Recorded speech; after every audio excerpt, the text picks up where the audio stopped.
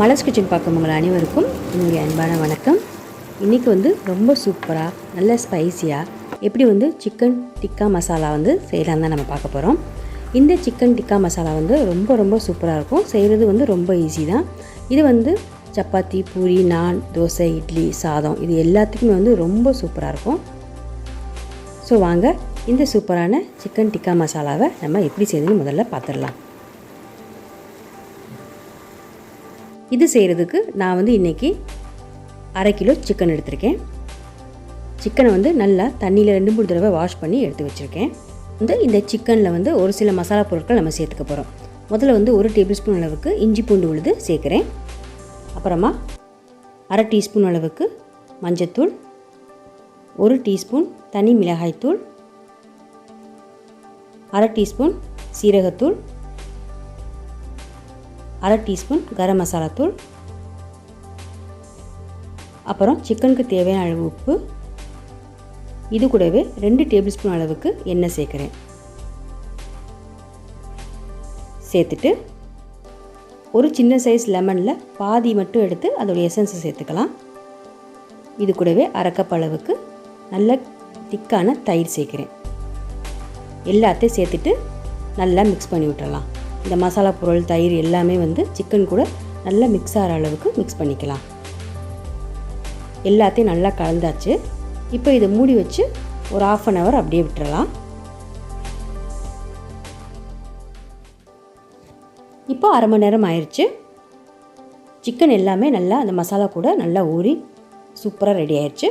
இப்போ இது நம்ம கொஞ்சமாக எண்ணெய் ஊற்றி லைட்டாக ஃப்ரை பண்ணிக்க போகிறோம். அதுக்கு பேனில் கொஞ்சமாக எண்ணெய் சேர்க்குறேன். இது ரொம்ப டீப் ஃப்ரை பண்ண வேணாம், லைட்டாக நம்ம ஃப்ரை பண்ணிக்கிட்டால் போதும். இப்போ ரெடி பண்ணி வச்சுருக்க சிக்கன் துண்டுகள் எல்லாத்தையும் இதில் சேர்த்துடலாம்.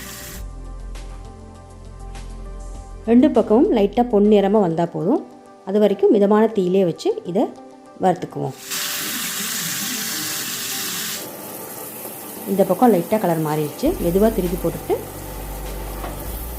அதே மாதிரி இந்த பக்கமும் லைட்டாக கலர் மாறட்டும். ரெடி ஆயிடுச்சு. இப்போ தனியார் பிளேட்டில் எடுத்து வச்சிடலாம். இதே மாதிரி மீதம் இருக்க சிக்கனை நம்ம எண்ணெயில் போட்டு லைட்டாக வறுத்து எடுத்துடலாம்.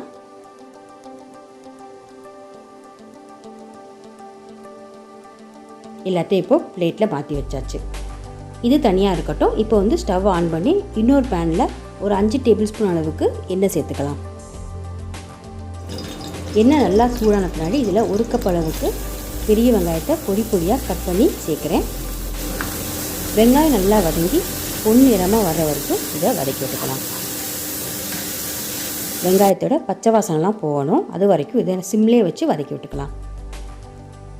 இப்போ நல்லா வதங்கி கலர் மாறிடுச்சு, ப்ரௌன் கலராக வந்துருச்சு. இந்த ஸ்டேஜில் 1/2 டீஸ்பூன் அளவுக்கு இஞ்சி பூண்டு விழுது சேர்க்குறேன்.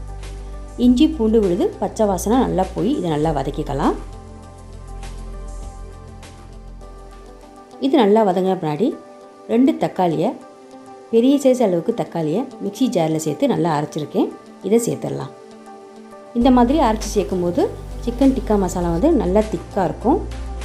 தக்காளியில் உள்ள தண்ணியெலாம் நல்லா வற்றட்டும். தக்காளி நல்லா வதங்கின பின்னாடி இதில் 1 டீஸ்பூன் அளவுக்கு தனி மிளகாய்த்தூள் சேர்க்குறேன். நீங்கள் உங்கள் காரத்துக்கு ஏற்றாப்புல சேர்த்துக்குங்க. அதே மாதிரி 1 டீஸ்பூன் அளவுக்கு மல்லிப்பொடி சேர்க்குறேன். அப்புறம் மஞ்சள் தூள் 1/2 டீஸ்பூன் சேர்த்துட்டு எல்லாத்தையும் 1 நிமிஷம் வெங்காயம் தக்காளி கூட வதக்கி விட்டுக்கலாம். வதக்கின பின்னாடி ரெடி பண்ணி வச்சுருக்க சிக்கன் துண்டுகள் எல்லாத்தையும் இதில் சேர்த்துட்டு மிக்ஸ் பண்ணி விட்டுடலாம். இப்போது இதை வேக வைக்கிறதுக்கு 2 கப் அளவுக்கு தண்ணி சேர்க்குறேன். சேர்த்துட்டு சிக்கனுக்கு தேவையான அளவு உப்பையும் சேர்த்துட்டு இது கொதிக்க ஆரம்பிக்கட்டும். சிக்கன் ஏற்கனவே ஃப்ரை பண்ணி தான் சேர்த்துருக்கோம். அதனால இது வேக வைக்கிறதுக்கு ரொம்ப நேரம் தேவைப்படாது. ஒரு 10 நிமிஷத்தில் சிக்கன் நல்லாவே வெந்துடும். இப்போ பாருங்கள், கொதிக்க ஆரம்பிச்சிருச்சு. இந்த ஸ்டேஜில் ஒரு தடவை எல்லாத்தையும் நல்லா மிக்ஸ் பண்ணி விட்டுட்டு இதை மூடி வச்சு ஒரு 10 நிமிஷம் இதை கொதிக்க விட்டுறலாம். 10 நிமிஷம் கழித்து மூடியை திறந்து பார்க்கலாம். சிக்கன் எல்லாமே நல்லா சாஃப்டாக வெந்துருச்சு. எண்ணெயெல்லாம் சேர்த்த எண்ணெய் எல்லாமே தெளிஞ்சு மேலே வர ஆரம்பிச்சிருச்சு. எல்லாத்தையும் ஒரு தடவை நல்லா மிக்ஸ் பண்ணிவிட்டு இப்போ சிக்கனில் இருக்க தண்ணிலாம் கொஞ்சம் வற்றட்டும். அதனால் மிதமான தீயிலே வச்சு இருக்கிற தண்ணியை நல்லா வற்ற விட்டுறலாம்.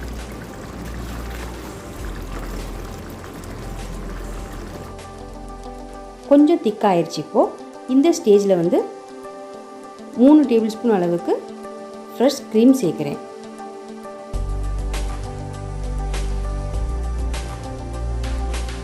ஃப்ரெஷ் க்ரீம் எல்லாத்தையும் சேர்த்தாச்சு. இதை வந்து 2 நிமிஷம் மட்டும் நம்ம மிதமான தீயிலே வேக வச்சிடலாம். இப்போ எல்லாத்தையும் நல்லா மிக்ஸ் பண்ணி விட்டுறலாம்.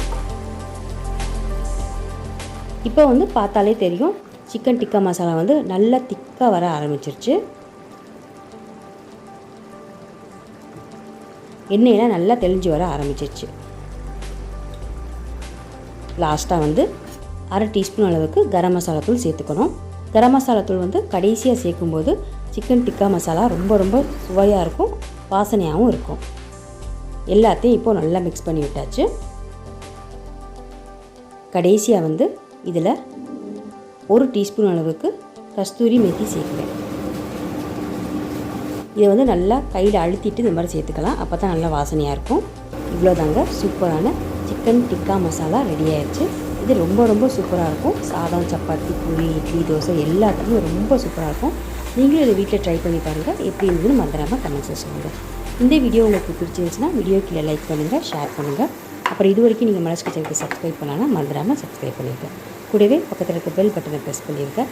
அப்போ தான் நான் போடக்கூடிய வீடியோஸ் எல்லாமே நீங்கள் உடனுக்குடன் பார்க்கலாம். மீண்டும் பார்க்கலாம். நன்றி, வணக்கம்.